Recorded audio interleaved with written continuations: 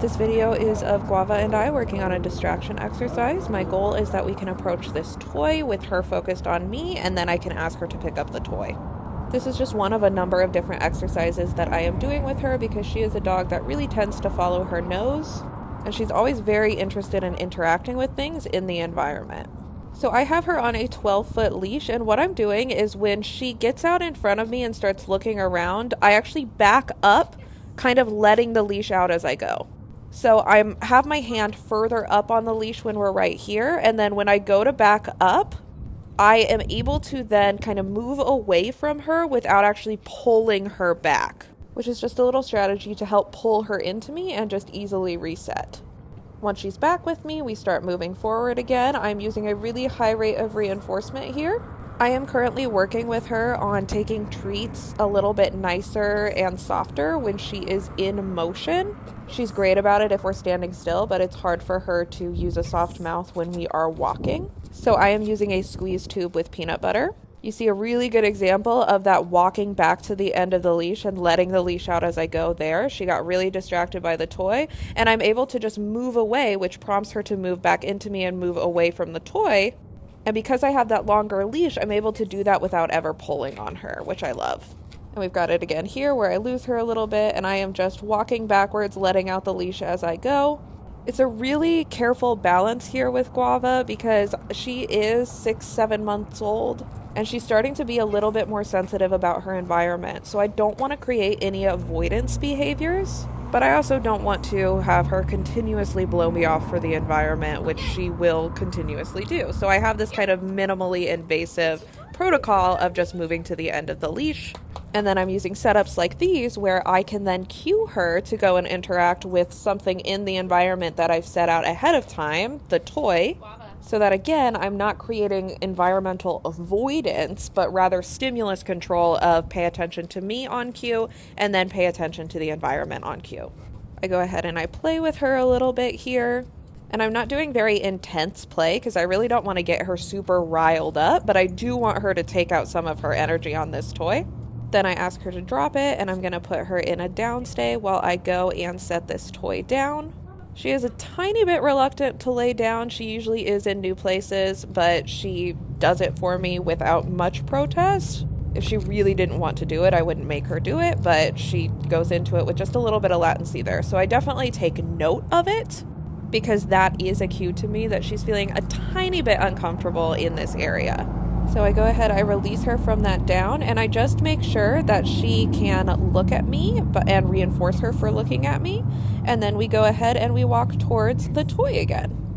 Now I am rewarding her out in front of me with my right hand, which is something that I wouldn't do for most dogs. But Guava tends to actually lag behind when we are walking. So I'm pulling her forward with my reinforcement here. If I were at a lower rate of reinforcement, she would fall a little bit further back, actually. So as I start to fade out the food in future sessions, this should kind of even out and get a little bit more of a to my side walk.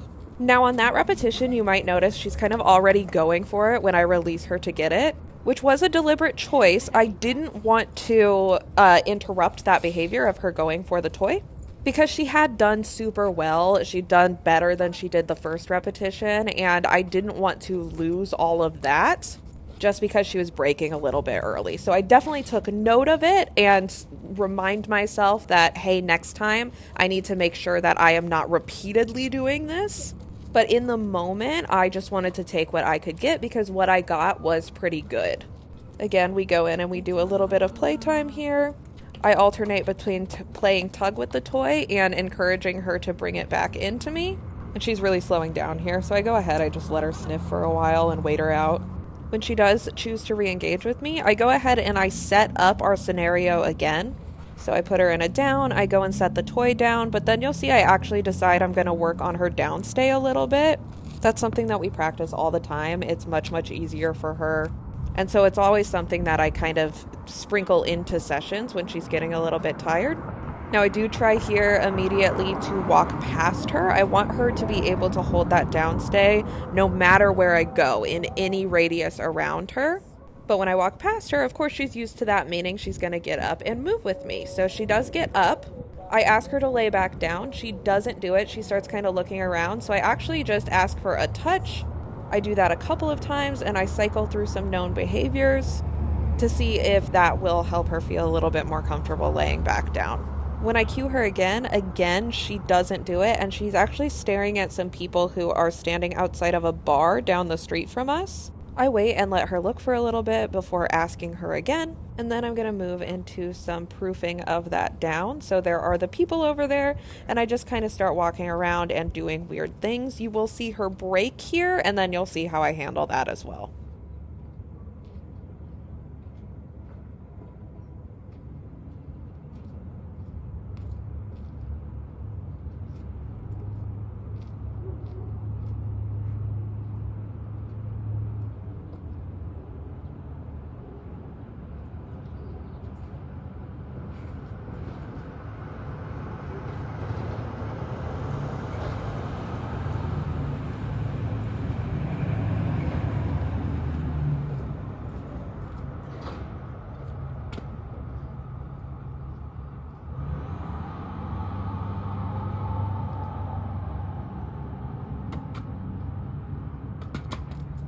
So she gets up, I go to reset her, and she actually has a hard time coming back to me. I do step on her leash to stop her from walking into the street. And because she's kind of fully disengaged when she comes back, I asked for a sit instead of putting her directly back into the down, and I do a touch and then ask her to sit again. And at this point, a really loud diesel truck is driving past us, so instead of actually putting her back in that down stay, I do a sit and I do some just reinforcing her for looking at the truck and then looking back at me.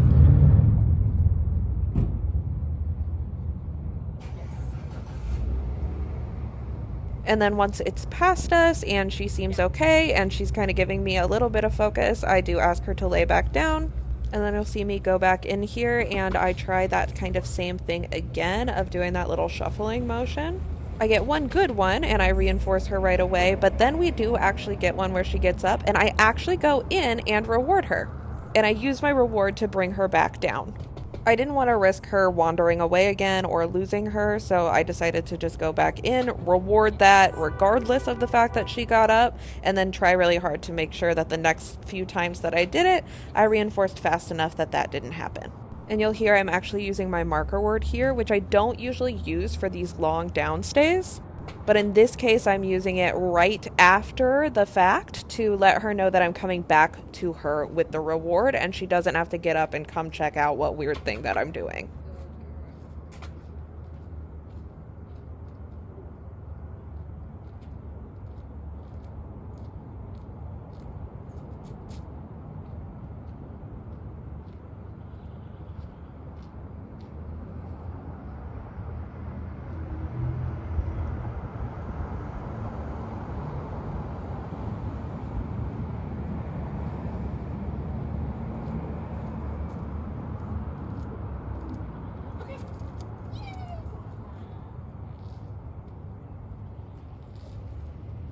Now, after I release her out of that down, we move right back into practicing our walking. This time I try and walk with her a little bit farther, and she just kind of sees a shop that she hasn't gotten to get to yet. And so I walk away, and I actually, because when I get to the end of the leash, she doesn't come back with me, I move and I hide around the corner. So when she turned around, she couldn't see me, and she immediately came back to find me. This is actually something I use with off-leash training all the time, where I teach the dog that if they aren't constantly paying attention to me, that I might disappear at any moment. Of course, I wouldn't do it to a dog that would be distressed by that, but for dogs like Guava, who are not going to be extremely scared about not immediately being able to see me, it just gives them the idea that they always need to keep one eye on me or I might run off. Now I go ahead and I'm bringing her back towards that space that she just left me for, and I'm using a really high rate of reinforcement to do it. Now here I have asked her to sit because I just wanted to see, can we sit here first and then start moving towards that spot where you pulled me? She's got peanut butter stuck to the roof of her mouth, and I think she's having a hard time licking that off and thinking at the same time, and so she offers me this sit way later. Of course, I still reward it because it's not really her fault that we are using a very sticky treat, giving me some lovely eye contact here, and so I then release her to go and get her toy. And we take another little play break. I try and make sure that we do these about every 5 minutes or so. Guava is actually a super snuggly dog, but she does actually struggle a little bit with social pressure and coming into me while we're training. So you'll see me actually use our toy play here a little bit to really encourage her to come in closer to me. And she's totally fine with it with the toy. It's very specifically in like a behavior context where I'm trying to cue her to come into me. So this is something that I'm practicing outside of that in these toy sessions where she is really comfortable with it. And then I'll build that into a middle behavior a little bit later. I'll kind of build this into part of our training plan for a close front, a middle, and a guard behavior of standing between my legs and looking behind me. Now she's getting tired here. I'm going to cue her to lay down here in a second. It's, again, high latency. It's hard for me to tell here, is that because this cue just has latency? Is she a little uncomfortable with the environment? Is she just tired? It's something that I'm definitely keeping an eye on with just generally how long she's taking to lay down. But she is consistently doing it and then staying there for me. So it's something that I'm going to have to kind of pick apart in different environments and see, why is this happening? I think most likely it's just that we've never been here before and we actually haven't done any training in a space like this before, meaning this close to traffic that is moving at kind of this intermittent pace rather than a steady pace, which is a totally different kind of distraction to heavily trafficked areas. You know, you'll see me handling this person walking by us here. I use a really, really high rate of reinforcement. Guava loves people. So at this point, I typically will do really, really high rate of reinforcement while the person is the closest to us, and then I back that reinforcement off as they're walking away.